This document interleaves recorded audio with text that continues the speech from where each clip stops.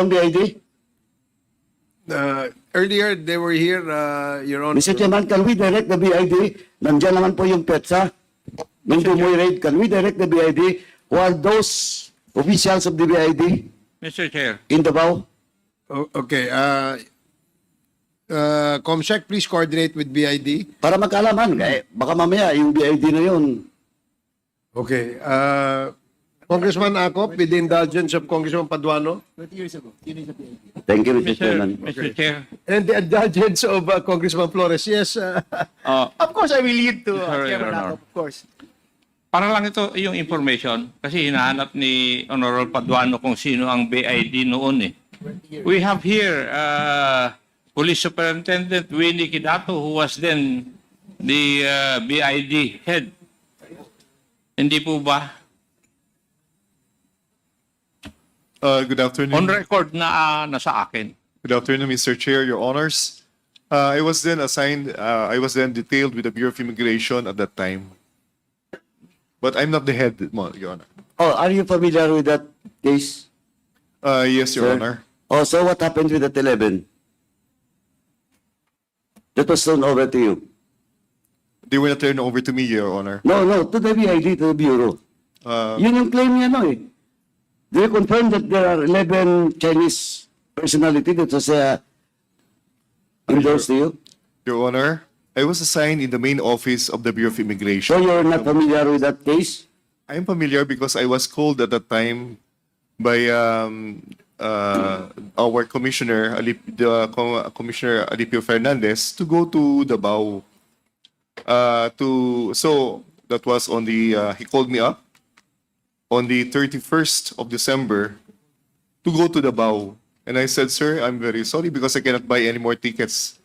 The planes are already full. So may I go the following morning? So yung kinabukasan po, pumunta po ako doon. Yun po sa invitation na rin ng PNP para magkakasama-sama raw po, merong representative doon ng immigration. Kasi nandun nga po yung mga top brasses. Nandun po yung AFP, nandun po yung PNP, nandun po sa Jalaglipay, at marami pa pong iba. So, I'm representing BID at that time. Nung nadatnan ko po sila, kumpleto na po ang kanilang yung I arrived at around 9 o'clock in the morning, between 9 and 10, Your Honor. Kasama ko po yung mga sila Jalaglipay. Magkakasama po kami doon. Mr. Chairman, Yes, Congressman Acop, please proceed. I have here a copy of the logbook of PDEA 11, 2004. Logbook number 4061, dated January 1, 2005, at 10:35 in the morning.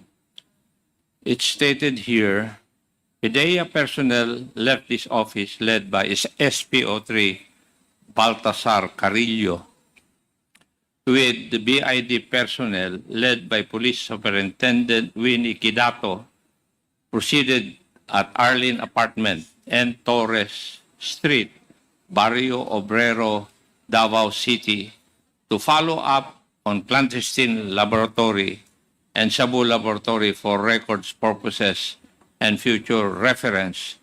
It was signed by SPO1 Juanito P.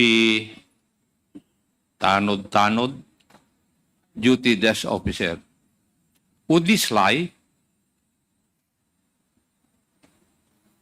Hindi totoo ito? Sir O Chair, Your gawa-gawa Honor, lang ng PDEA Region 11? that is not how I remembered it, Your Honor. Sorry. I do not know. That's why we are asking questions here. Why? Because we have documents.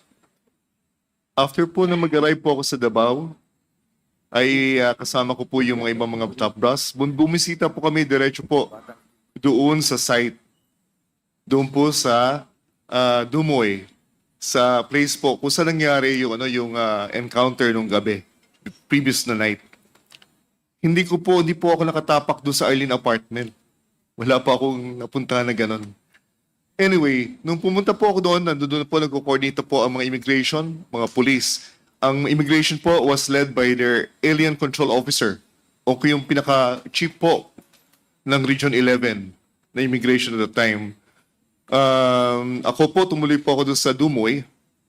And afterwards, after that, the same afternoon, lumipad na po ako pabalik dito sa Pilipinas. Sa Manila. Sorry po. Sino yung immigration head nandun? Hindi ko na po maalala yung pangalan ng alien control officer, but that will be available, sir, sa office po ng ng immigration po siguro, sir, sa admin. But you met also DG Wilkins on that. Kisan sir, nakita ba kayo? Yes, sir. Magkasama po kami doon sa airport. So alam mo yung 11. Alam mo yung case ng 11. Hindi ko po So, nakita. why the BID National Office sent you in Davao? For what purpose? It was upon the invitation, sir, of General Aglipay, extended to our commissioner then at the time, Commissioner Alipio Fernandez, so that the BI can be on board on this project. So, ibig sabihin, prior to that operation, may invitation na sa inyo. The night, nung afternoon po, ng 31st ng December, Pero dumating ka, tapos na. kinabukasan na po, January 1 na po yon. So, it is true na pumunta ka rin doon sa sa apartment. Hindi po ako nakatapak po doon. Maaaring na-misconstrue lang kasi ako po yung from the main office, kaya sinabi ako nag-lead, pero actually, meron na po silang coordination doon na nangyayari eh. Kaya siguro nalagyan lang yung pangalan ko doon, sir. Sa local. Opo. Meron na po local coordinations na, sir. Pero hindi mo natandaan yung pangalan nung nasa local? Tingnan ko po, lalaki po siya, matanda na. I will try to remember his name, sir. If I will ask the immigration, sir, for his name. Lahat na lang ng mga personnel ng BID na involved doon sa operations na yun. Anyway, Mr. Chairman, we have already direct the COMSEC to coordinate with BID. COMSEC?